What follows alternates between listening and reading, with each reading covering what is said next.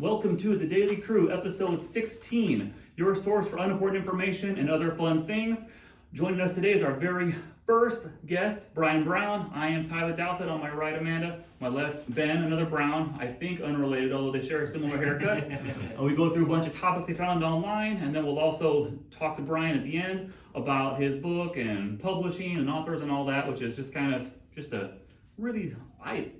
to scratch my own itch mostly. Just to learn about the publishing world is interesting to me. All right, so the first random topic of the day, Ben, what do we have? The first one is, what is the last thing you want to hear from a pilot? What is the last thing that you want to hear when you're Sorry, it's my first time. That's a good one. Or oh no. Yeah. Oh no. Oh Yeah. no. who here knows how to fly a plane? Oh. Yeah. Anyone have any flight experience? Like when they say, like, anybody know a doctor? Is there a doctor in the house? Yeah, is there a pilot? Yeah. Is there a pilot here? Right. Yeah. I don't know. Does anyone have any extra beer or Yeah. something like that? Can I get some or needs like some extra prescribed meds or something? Yeah. Right over the intercom. Stewardess, please, more vodka. Yeah. Like, Yeah. Yeah. Like, what kind of fun trick would you like to see me do? Like, Yeah. do like a barrel roll in the air? Yeah. Well, watch this. Watch Right. this. Yeah. buckle up. I always think that's people give like men and women drivers and all this. I think men are bad drivers on purpose, women by accident. Because men are always saying, yeah, like watch this, right? Yes. Because they do it on purpose, and I think, which is probably worse than doing it by accident. That's not a razz at women, but Karen would say the same thing. Like my wife always says, like, women are worse drivers than men. I'm a great driver. Are you? Mm-hmm. Who do you think a better driver is, men or women? That's a whole. It depends on the person, but I'm a good driver. My wife's a better driver than I am. See, Is she? Yeah. Ben's wife is a better driver than him, even though he disagrees with me. I will strongly disagree with that. I am a very good driver. I might have my days, but I'm. Why do you think she's a better driver than him? Because I've ridden with both of them, and sometimes it's just not safe. I don't feel safe riding with you, Ben. I am plenty safe. I can guarantee you that. You think you're plenty safe? I think I'm plenty safe. In my younger years, less so. As you get older, kids and stuff, Yeah. tend to do a little bit differently. Is your wife better than you? Yeah, she says that I'm too bumpy. Too bumpy? I slow down too fast and take turns too hard. So she's much smoother than I am.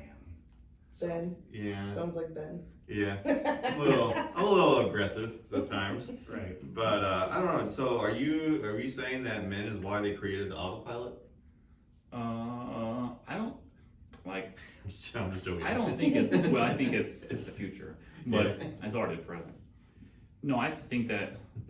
I think men try to do like the whole like bro mentality, trying to like one up somebody or show off.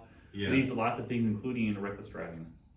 Yeah, right. Yeah, I would say because of the autopilot, don't they say like most of those planes fly themselves anyways? So like a lot would have to go wrong, right, for that. Especially, isn't it takeoffs and landings? Isn't it like all autopilot?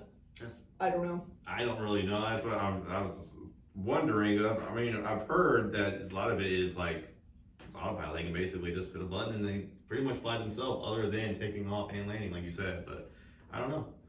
My mom, she worked at Scott Air Force Base for a long time, and she would talk to like ex-pilots. A lot of them were pilots in the military, and then would become like civilian pilots for airlines and stuff like that with the skill set. And they would say it's not the same thing at all, because like everything's automated. You like push a button and it just does everything. Versus actually flying and just push a button and set a course, and that's it. Like it's not the same thing at all. She also said pilots were very, very arrogant all the time.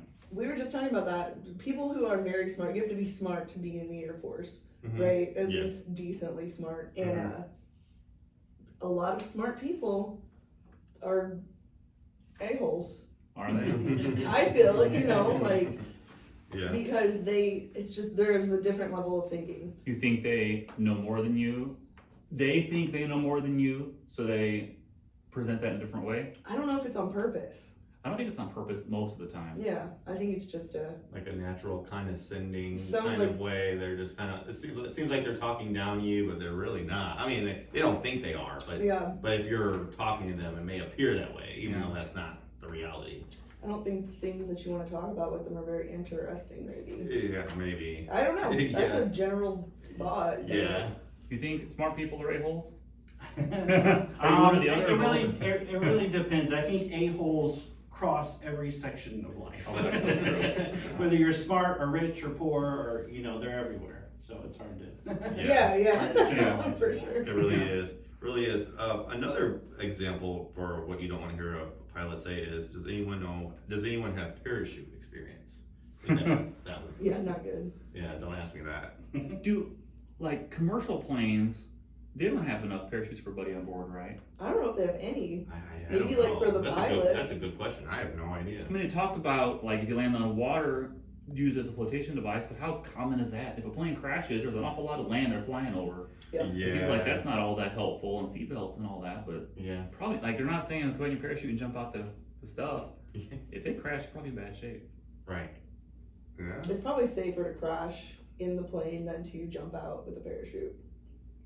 Yeah. I don't think there's a plan for any commercial airlines to have, you know, 100 parachutes on board. Yeah. If you're going down, you're going down. Yeah. There's been a couple times, like, my wife and I, we fly for personal and for work a decent amount, and there will be really rough turbulence sometimes, and it'll cross my mind, it's like, we're gonna crash, and the kids aren't gonna have any parents left. Once in a while, that crosses my mind. Right, like you get on that flight, babe, I'll get Yeah. on this one, yeah. And driving a car, you feel like you're somewhat in control, like maybe you can zigzag out of the way or avoid something. You have some level of control in the situation, some level. In a plane, you're just along for the ride. You're like, if they crash, we crash. Yeah. And that's just all there is to it. It's just like statistically, you're way more likely to die in Yeah. a car accident. Yeah. Well, I think planes are better maintained, and it takes a lot more to become a pilot than it does become a driver. Absolutely. Is there even like, can you just show up? If you're, say you're 18 years old and get a driver's license, you have to pass a test or something. It's been so long since. Yeah, I don't think you have to have driver's ed if you're 18.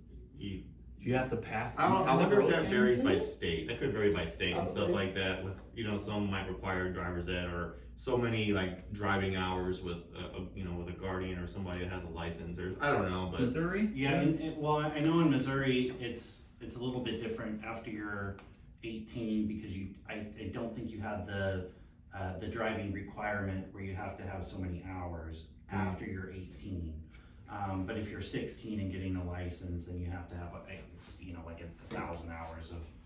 That's probably way too much, but yeah. there's a certain number of hours that you're supposed to have in training before you can actually pass the real test. I remember driver's ed. It was like forever ago though. It was. I did really well in driver's ed. Me too. Yeah, me too. But I had driven a lot before that. Me too. So yeah, good times.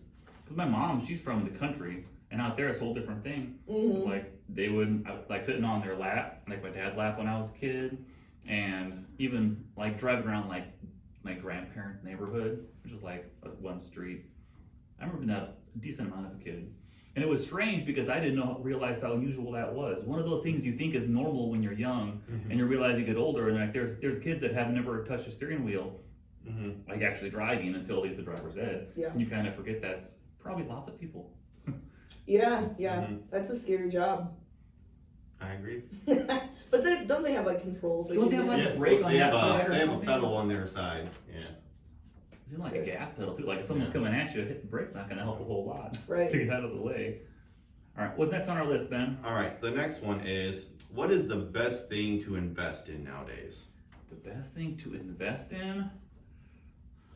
Now, you hear a lot of talk about cryptocurrency. I've been hearing that in the news constantly. I feel like that's everywhere you go now. It's had a bit of a rough patch the last few months. Yeah. Cryptocurrency. I fortunately got a lot out of crypto, just the way things worked out before it all tanked. But I'd like to learn more about NFTs. I don't really understand them, and so that's something that I think a lot of people. I want to learn more about. I like Instagram a lot, and taking everyday pictures, and so I've got it in the back of my mind, like, can I create an NFT at some point, or? Yes, you can. Yeah, Mhm. I know theoretically I can, but I don't know the steps, I just haven't really It's looked really, into it. I haven't done one, but it's pretty straightforward. You guys know what NFT stands for? What? Non, but what's the second word? That's the weird Is one. it Fungible. Fungible. Yeah. Fungible. I don't know how to Non-fungible spell token. it. I don't even know how It's to like pronounce it for real. Fungus, but ibble. Ah, okay. Fungible. Fungible? Well, no, not fungible. Fungible. Fungible. Weird. Yeah. Pretty much to use the blockchain to uniquely identify ownership of a digital asset. Because people think like digital, like you could own a physical thing and say this is the only one in the world. Like I own that. But digital stuff, people think of you can have 1 million copies in 10 minutes of anything digital, which is true. But to be able to authenticate who is actually the first person to do that and have ownership of that, whether it be a picture, a video, a tweet, anyone like that, you could tell the world I was the first one pretty much to have this. Okay. Interesting. And then based off of that, you can carry value. Because say someone like Kanye West snaps a picture of himself somewhere, and then you could have that auction off like as an NFT. Like I was the first one to have that picture, like I own that picture. And yes, there's copies of it everywhere, but to have everyone is it inarguably or unarguably?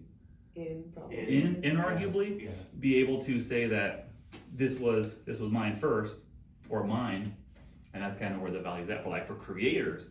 It's a big thing because it opens up a lot of options, books, videos, pictures all over the place. Because then you can have people that actually want to have access to you and care about your content a lot. Like say people do like OnlyFans almost. It's not dissimilar from that, because then you could own like the first digital copy of a book or something like that. Sure.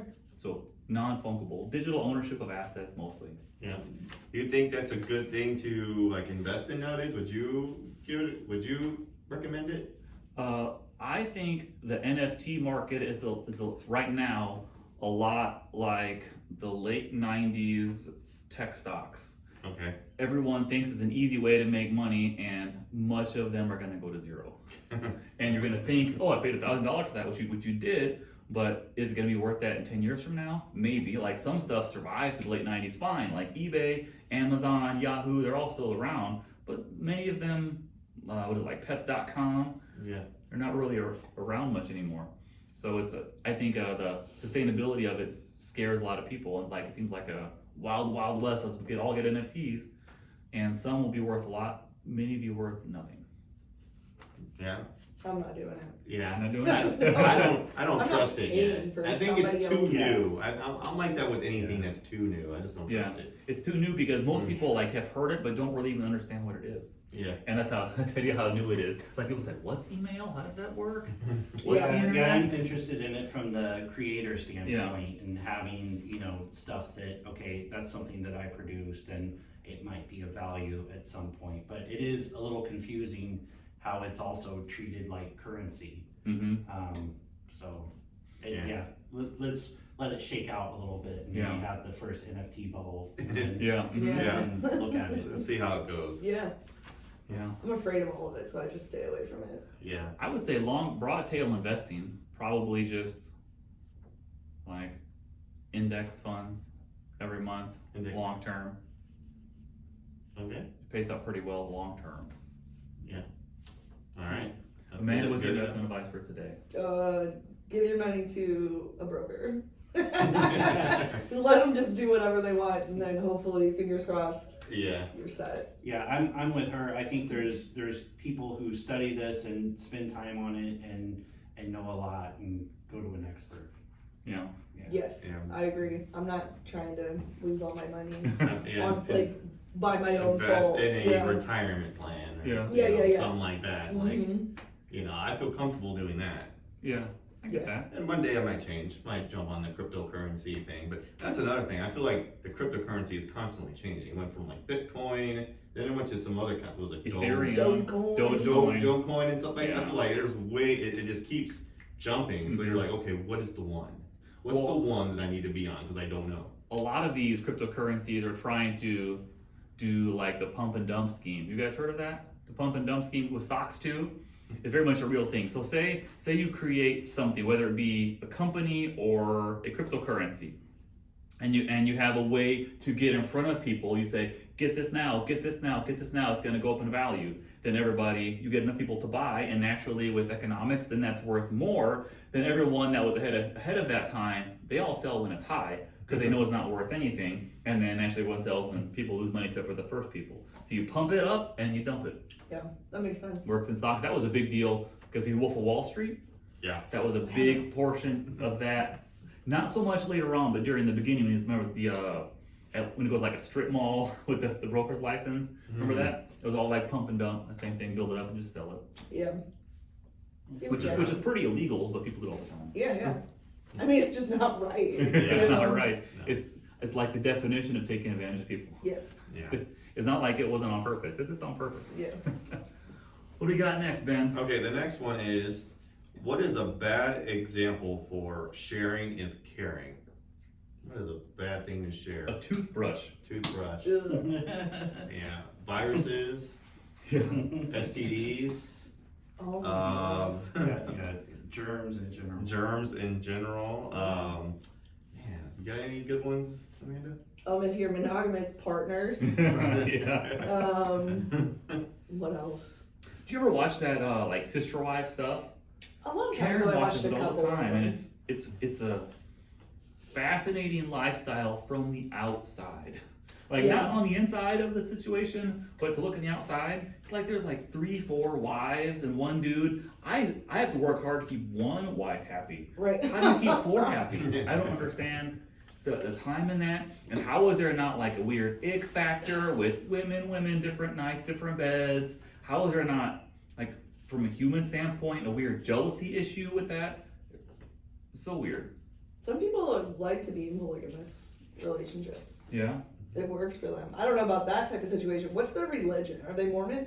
I think they tend to be, it's like an outskirts of Mormon. It's like fundamentalist, something like that. I don't know Okay, if yeah, it- because the It's not the main thing Yeah. anymore. It's like they kind of distance themselves from the I think it's been like 100 years since they've endorsed polygamy, or at least longer than that. yeah, where the man can have Mm-hmm. however many wives. Yeah. Yeah.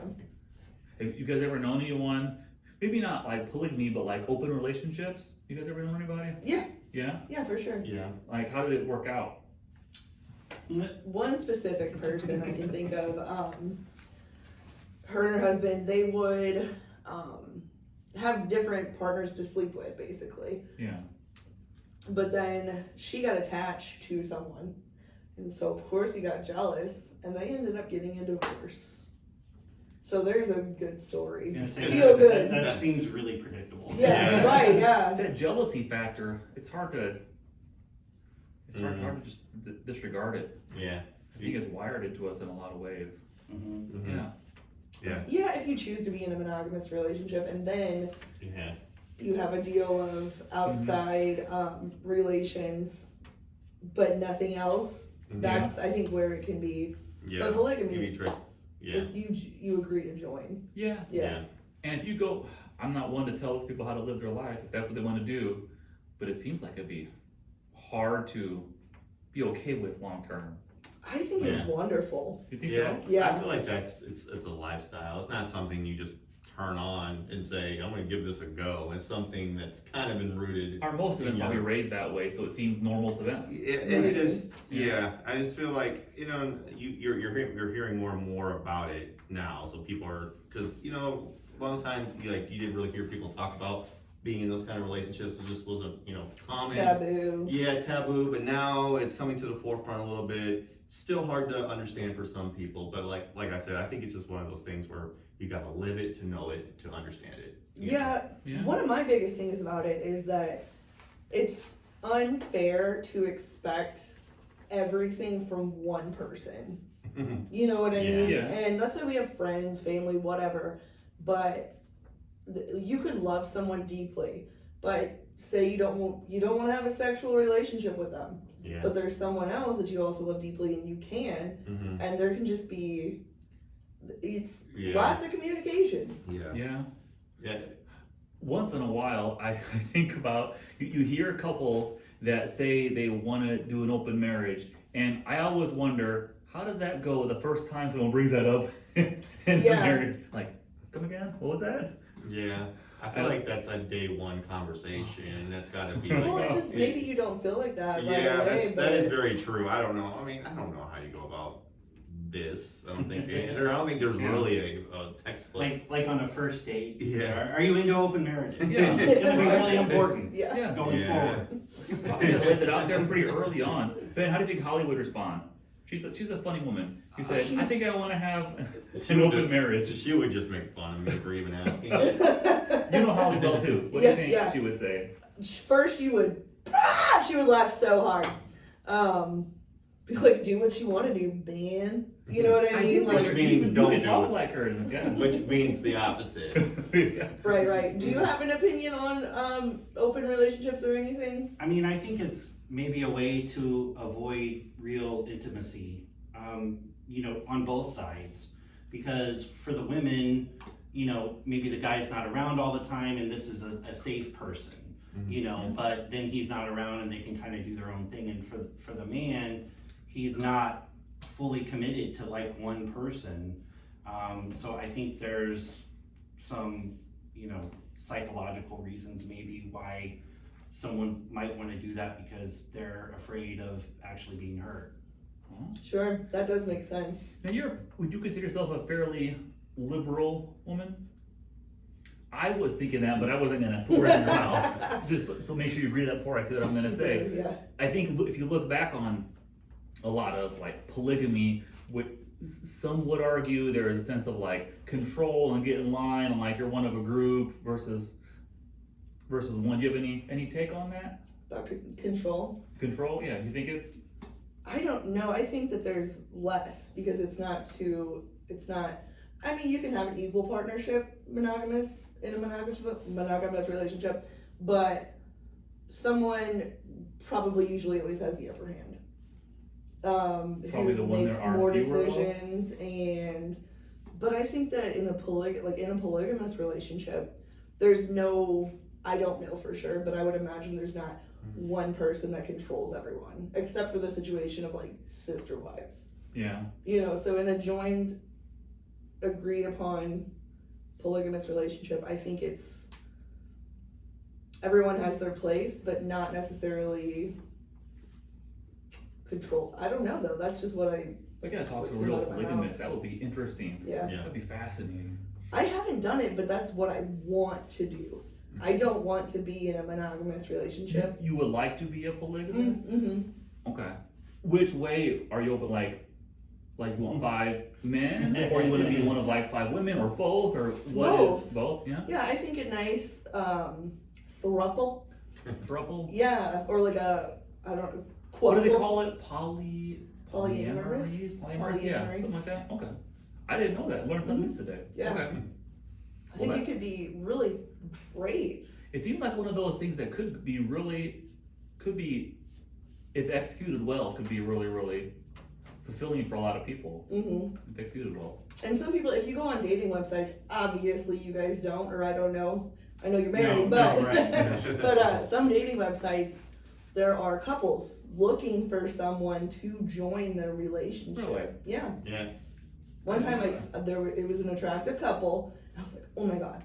Look, I've been on a dating website like twice ever. But so this one time, I was like, oh wow, like they seem really cool. And we matched. And then later we unmatched. I was like, one of them didn't like me. So that sucks. It's like just to meet them, that would be really cool, you Yeah. know? So, yeah. That is interesting. Mm-hmm. We have another question, I think? Yes, another question. Okay, so the last one is, what is completely unappreciated? Completely unappreciated? Yes, what's out there that just people just don't appreciate enough of, I would say, indoor plumbing. Oh, okay. Yeah. You went that route. I was Yeah. thinking like hard work. Well, Like putting in work to Yeah. benefit anything. Yeah, I'm just trying to think of like where we would, I mean, like indoor plumbing changed so much. Like Yeah, we get to live longer Yeah, and stuff. It's like the things you take advantage of, you never think twice Yeah. about, like electricity. yeah, You never think twice you know about it what? I until it's think gone. I would say McDonald's only Okay. because that's a lot of people's meals at least a couple times a week. And Yeah. then you know how like sometimes the refreshing is to be driving somewhere you're not familiar with and you're in a strange town and then you see that golden arch and you're like, yes, I know what that is. I'm comfortable with that. I'm going there. Something You're right. familiar. Yeah. Yeah. Like when we take trips like with the kids, we oftentimes will stop like at a McDonald's for lunch because we kind of know what we are getting. Yes. Yeah, like it's not going to be a huge surprise what happens here. Right. What are you gonna say? The thing that came to mind for me was just cars and being able to travel like that and drive wherever you want. And I mean, if you could go back in time and talk to someone from 300 years ago, they would just be so fascinated by Yeah. that fact that you can, drive cross country and all that. That's probably like Yeah. phones and technology. Because I wonder if we had a functioning smartphone, say 500 years ago in a time travel, would people try to burn us at the stake and say like this is witchcraft? Yeah, would for we be sure. worshipped Yeah. as gods? Yeah, Like yeah. what? Yeah. It would definitely stand out. Like you can just do whatever you want here all the time. You could just say it did anything too. Like, don't touch it. You're gonna catch on fire. You know what I mean? Like, so then you could be very powerful. If Yeah. you, They're like Star Trek episodes. I don't know if you guys really don't watch Star Trek much, do you? Once in a while? No, I don't. Star Trek? No, No. not really. Well, anyway, I watch it pretty regularly, and there are episodes here and there where they'll meet cultures that are just be earlier in their evolutionary advance of technology and things like that, and will end up being worshipped as gods because like they can just show up and they can disappear into thin air with their transporters Yeah. and like worship them as God. And you think if you have enough of a technological advance over someone else, there's a good chance they'll view you as like superhuman god type thing, which is pretty wild to think about. It is, yeah. It would be hard if you were going back in time, and you went back quite a bit, 200-300 years or more, and you were trying to explain to people modern society and where you're coming from. Yeah. Like, how would you explain computers? Yeah. I mean, how would you Or even explain begin to television? explain it. Yeah. And no one would. Let's say it's a screen. What's a screen? Yeah. Yeah. It'd be really hard. Yeah. Just Yeah, you're right. being recorded, Mhm. that in itself is. Mhm. Like you record it for later? With what? Yeah, there's Yeah. no more word of mouth. Yeah. Well, lesser, yeah. Yeah, you're right. Without even like the baseline of understanding, it would be seemingly almost impossible to even understand. Yeah, I Yeah. don't even understand it enough. Even photography would be hard to explain. Yeah. Yeah. Mhm. Yeah. What else is unappreciated? Oh, go back to the point. I would say pilots or autopilot. Autopilot, Unappreciated. pilots, polygamy, Yeah. Pilots who don't drink. pilots who Yeah, agree. yeah. They're underappreciated. Yeah, you always thinking to be at an airport having a drink and pilot sits down next to you. Hey, how you doing? You just get on the same flight. You go Yeah, to the yeah. front, you go to the seats. Yes. Yes. All right, is that our final questions here? Yes. All right, the next segment is our special guest, Mr. Brian Brown. And this is episode, what, 16, Ben? Yes. And this is our first interview, so bear with us as we figure out what we're doing. But we came across him, to be honest, on Twitter and looked through some bio stuff and was interesting, and I just kind of want to get a feel for a lot of this stuff. So Brian, first of all, thank you for coming Yeah. in. Thanks for having me. So you are an author, is that right? Right, yeah. So I am, I guess a little about me. I'm from Springfield, Missouri. I was a business reporter there. I worked for a Springfield Business Journal for 6 years and had worked for a small community newspaper before that. And so I went back to college kind of late. I went back to college when I was 28 and got my journalism degree. And my dad owns a small marketing company here in Kirkwood, Missouri. And he wanted me to come up and work for him, and I had left SBJ and was trying to figure out what I wanted to do next. And so I decided to do that. So I came up here about 4.5 years ago and started working for him. And he's been writing books for just like 5 years now, but he's written a ton. He's written several. It was something he always kind of wanted to do. And it took him about 1.5 years to write his very first book. And then there for a while, he slowed down a little bit, but he was writing a book every 3 or 4 months. And when we hit when the pandemic hit in 2020,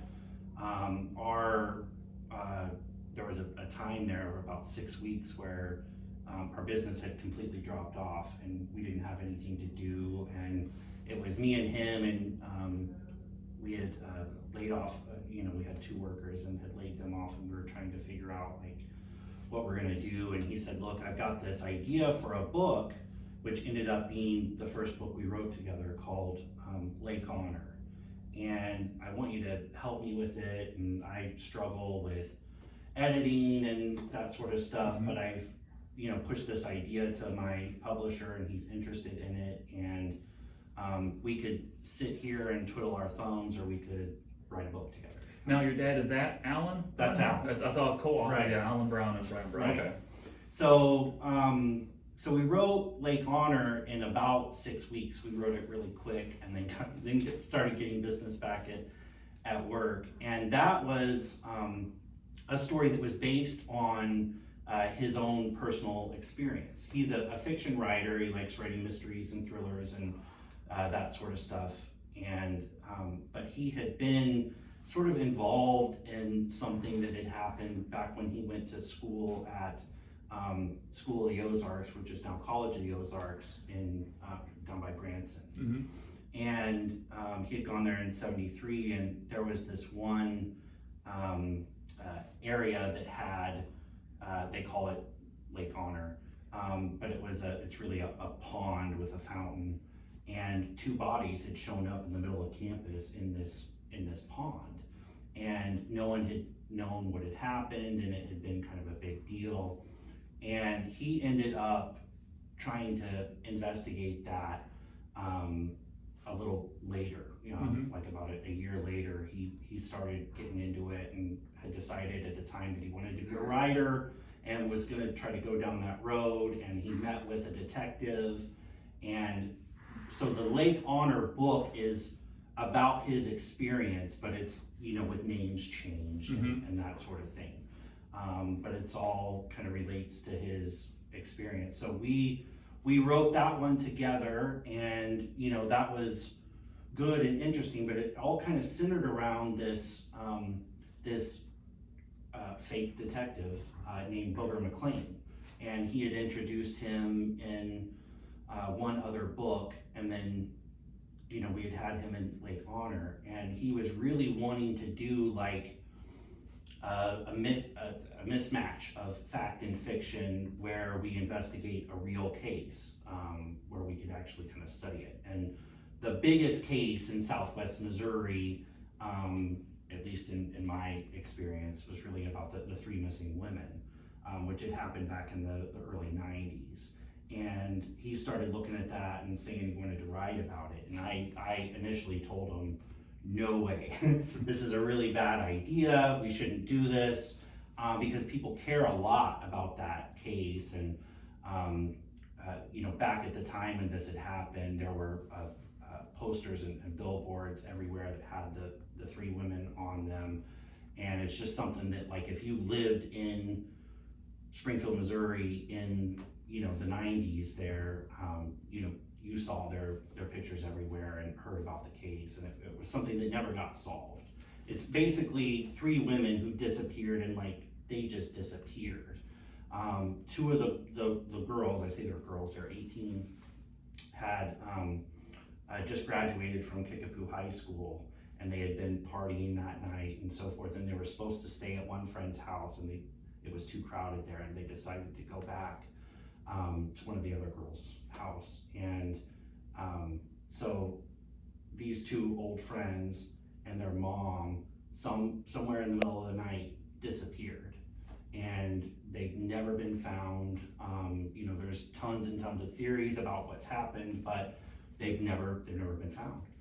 And so we have, with Gone in the Night, essentially, like, the more we talked about it, and I knew my dad wanted to do this and was probably going to do it on his own, I wanted to be involved and help make sure that it was kind of done right and done with respect for the families and that sort of thing. So it's a fictional investigation of a very real case.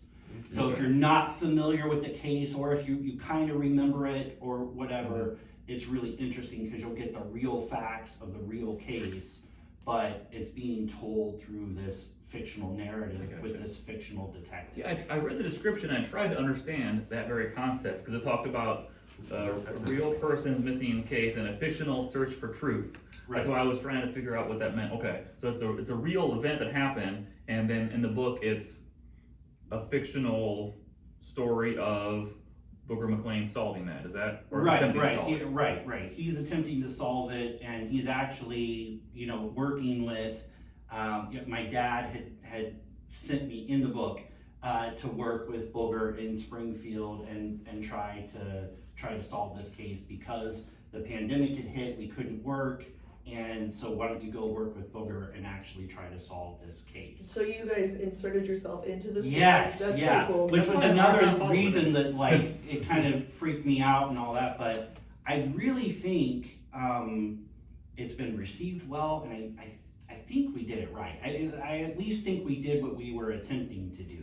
Well, I looked it up because when I found this, I just Googled and Facebook stalked and looked at Amazon and all that, and I saw this book, and it has a pretty overwhelmingly positive reviews on Amazon for a book. It's not the easiest thing to do. Like, well, there's enough of a something there because the market has spoken in some form, and that was interesting. And it made me think, but like my own natural curiosities on things, especially like the business side of a lot of this stuff and authorship and books and all this.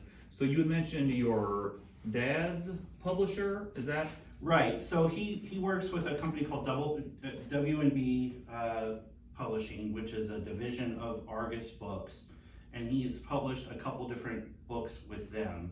I want to say he had published a half a dozen books or so before he had worked with them. I might be wrong about that, but I know with his first book, with his first couple, I mean, he was sending out his manuscript to 30, 40, 50 different publishers and trying to get published. And some of them you hear back from right away, some of them you don't hear back from for 6 months or whatever. Yeah. And this particular publisher was pretty receptive. The only thing was they don't do editing. They require that of the people who are bringing them the copy. They'll read through it, make sure it's a good book, decide if they're going to take it, but they don't actually do the editing on it. That's a risk for them. Yeah, it is, and it was something I didn't fully understand with Lake Honor because we had some mistakes in it in the original manuscript, and we had gotten some interest from a Facebook web page called Love My Ozarks, where people, I had mentioned the book and people were really interested in it. So he rushed and published it right away. And then we were finding mistakes in the book and had to go back and edit everything. And if you read it now, if you buy it now, I think it's clean. But I didn't realize that going in. But that was another reason he wanted help with writing and stuff, because that editing is just not his strong point. He's a very task-oriented kind of person and really likes the idea of doing the book. He's an old marathon runner, and completing the task and then seeing it published. That's really his thrill.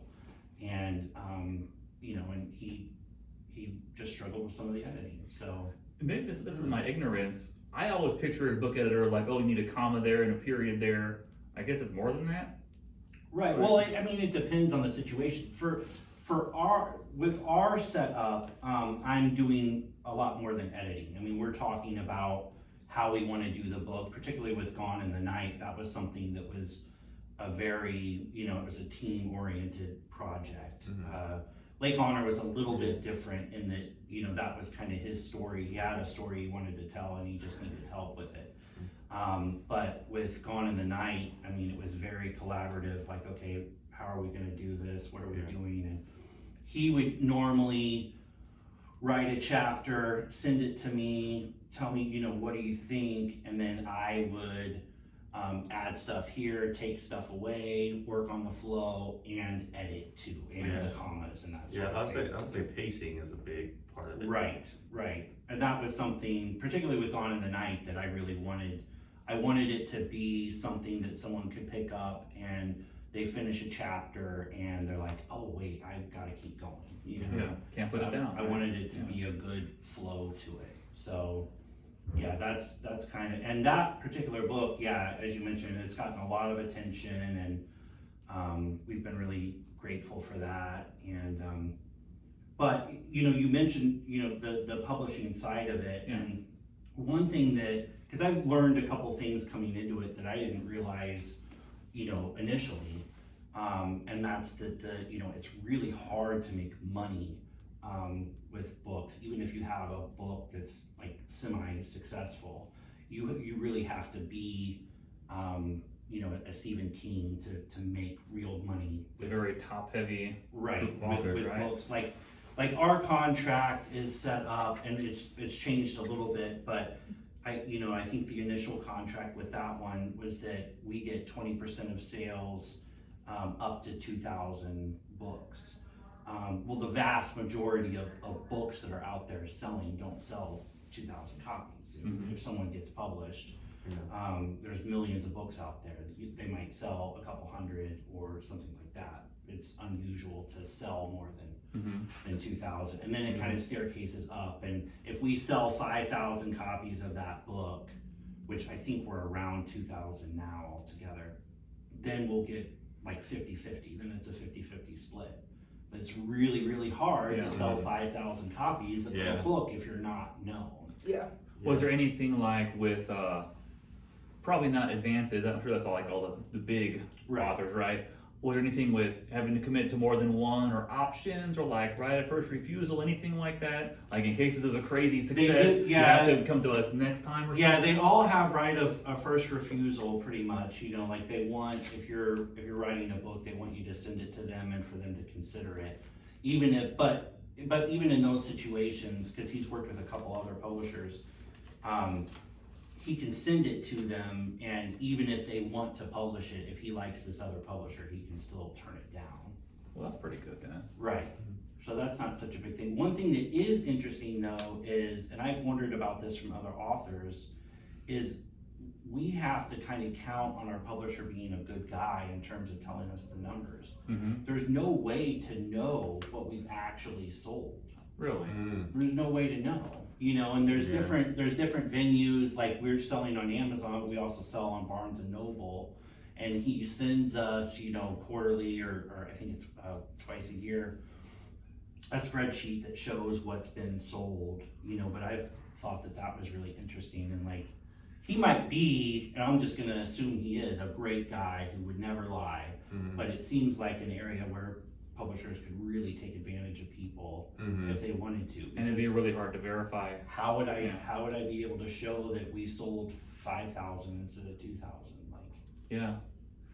So you think they take advantage of people like that? I think I definitely think do. it's possible. I wish that there was some sort of database for authors out there where people could know, like, okay, there's an outside agency that's kind of looking at this, you know, that they have to report numbers to and can be audited or something like that. And it'd just be nice to know how you're performing also, like, it's just like a good feedback to know what works and keep doing it. Because as it is, he has, and like I said, I think he's a great guy with Argus Books. William Conrad's his name.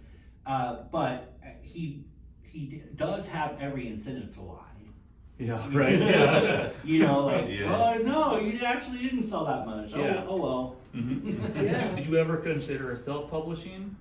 Yes. No? Yeah. It's just that's expensive, and then you miss some of the connections. You know, with like we wouldn't have been, if we self-published, we wouldn't have been able to get into Barnes and Noble. Yeah. You know. Do you know what kind of split the sales has been? You said Amazon and Barnes and Noble. They're only places that physical books. Is there a place besides Barnes and Noble that sells? Well, like we have a bookstore in Springfield, ABC Books, that we worked with, and I actually did a book signing there when we released our last book, which is called Shadow Valley. And so there are independent ones, but I mean, something like 9 out of 10 books that are sold either at Barnes and Noble or through Amazon. Do you know between those two, you get told kind of the split half and half? Does it sway one way, the other way a lot, or? I know for us, most of the books have sold on Amazon for sure. Okay. Yeah, because I was gonna say, it seems like you're right, the connections you'd miss, but it'd be, as an Amazon seller, it's really easy to tell how much of something sells on there when you put it on there, but I'm sure there's a trade-off to that as well. Right. Right. Yeah, and publicity, or however do they do anything to try to publicize or push the books? Is that mostly on? No, that's on us too, which that part was a little frustrating too. Now, if you get into what I would consider maybe an A-list publisher, and some of the names of the big dogs are escaping me, they definitely spend money on that sort of thing, but they pretty much know if they're gonna take you on, that we're gonna sell X number of books, and these are the markets that we're gonna sell in, and that sort of thing. We've done our own marketing on Facebook, just trying to get people interested, and mostly focused in the Springfield area. Makes sense. Yeah. But we've done Kansas City and St. Louis too, and that sort of thing. So you would say, in your best estimate, you said most books never sell 2,000 copies? Right, and I'm kind of going off of an article I read, and then something William had said. He said that one, Gone in the Night, has sold at least about 10 times what an average book would sell.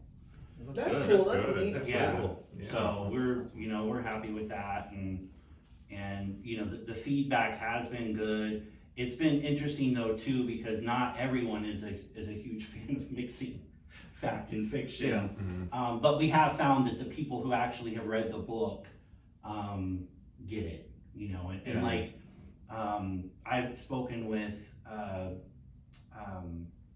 the mother of one of the women who disappeared, and she had read the book and liked it, and that was like a big thing for me, because I was like, oh gosh, I always kind of had that in my mind, like there are real people attached to this who are going to read this, and what are they going to think, and so she was really someone who, Miss McCall, who made me feel better about it, but it also made it tough to kind of replicate that sort of setup, because in most cases, I think to really do the book right, you've really got to get out there and interview people and treat it like a nonfiction, and then write it, more like a fiction. And so the last 2 books we've done, Shadow Valley, and then this one that we've got a new one that's coming out March 10th, and that's called Mirror in the Shadows, and those have both been fully fictional, so they're not really based on anything. They're just coming from our own minds and that sort of thing. We do have a loose sort of connection to we were inspired by the case of Gina Dawn Brooks in this last one, which is a real case from Frederickstown, Missouri. But we go a totally different direction with it, and change the names and all of that. So Sure. but yeah, it's tricky, with that sort of thing, because you really do. There are real people out there, and you don't want to offend anybody or hurt anybody, or be seen as like, okay, we're really trying to capitalize on this. With Gone in the Night, it's a cold case from 28 years ago, 29 years ago now, and we were really hoping we could help bring more attention to the case. Like, if this catches on, maybe that will reinvigorate the case. And I've talked with a detective, on the Springfield Police Department, and he's told me that they've gotten leads, as a result of the book. So that's really good. Nothing has happened, Sure. but it has drummed up interest, and That's important. yeah. So Anybody got anything else? I think we. I've heard of the 3.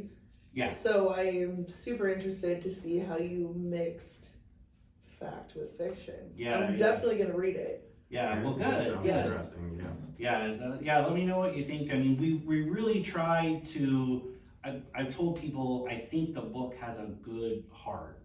And so I'm hoping that comes across when you read it. And we definitely really hope and want that case to be solved. And the girls who went missing were a year older than me. They graduated in 1992. This happened in June of 1992, and I graduated in 1993. And so, they would be my age. They would be a year older now if they were still around. So, Did you know them at all? No, I knew, and this was kind of true of most people. In Springfield at that time, particularly if you were my age, you knew someone who knew someone who knew them. If you didn't, Sure. The Yeah. Kevin Bacon. Yeah. So, Yeah, I love it. Well, that's quite annoying. Yeah. Yeah. And if this was a new story to me, but that's if you. Yeah. That's neat. I know like you're like, I hope you feel the heart in it. Obviously, since I've met you, it'll be much easier to, right. see it from your perspective and how you put all of this into it. Yeah. So it was really hard to do, but really satisfying. There is something about, now that I've done it a few times, going through the process and writing a book, it's really, you're putting a lot of yourself into it, and I have a whole new respect for people who do that, and I'm really impressed by people like Stephen King who have made a career with it, and I think that's incredible. So, Awesome. All right. We'll go ahead and wrap it up. This has been episode 16, right? Yes. 16 of the Daily Crew, and a special thank you again. yes, Thank you. yeah, thank you again. Mirror in the Shadows, out March 10th. Yeah, check So it out. check Brian it Brown, probably the easiest way on Amazon. Brian Brown, author Brian Brown. You'll find books on there, and I assume well written. I don't read a whole lot, but I'm sure they're good. All right. Thank you for watching and for listening. Thanks, guys. Later.